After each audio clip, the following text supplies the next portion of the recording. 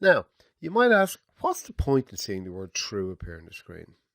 Well, this is where it gets interesting and where you start to consolidate what you've learned to date, because now we're going to use the and statement and an if statement together to get a useful result which will tell me whether the student has passed or failed. We are going to embed the and statement within an if statement. Don't get worried that this is too complex. Believe that you can do it. We want to have full control over what appears on the screen when we execute the formula. So let's think about this a little. We already know that an if statement evaluates a condition. The question here is, what condition? Well, when you think about it, isn't the and statement just one big condition, which happens to have multiple conditions within it?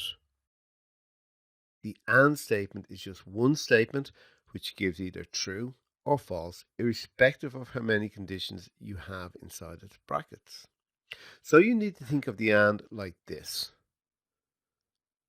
You know, however, that the result can only be true or false. It doesn't matter how many conditions are within those brackets. Now, if you build your if statement as follows, you will see what I mean. Equal to if bracket. What's the condition? Well, the condition is just the and statement which we've already created. All we need to do is put in the equals to sign. Then we need the if function. Next we need the opening bracket. Now we need the condition we're going to test, and in this case it is the complete and statement. Next we need a comma after the condition. Now we need to tell the system what we want to happen if the condition, in other words the and statement, evaluates to true. And what we will tell it to do is display the text, "Well done, you've passed." Next we need another comma. Then we need to tell it what to do if the and statement evaluates to false. In this case, we'll try to be positive with the students and display, "Hard luck, you failed, but you can pass the next time." Remember that the text in these messages has to be closed in inverted commas. And finally, we need a closing bracket to match up with the opening bracket of the if statement. That's it. Try it and see how exciting it is. We're on the way to building a useful system.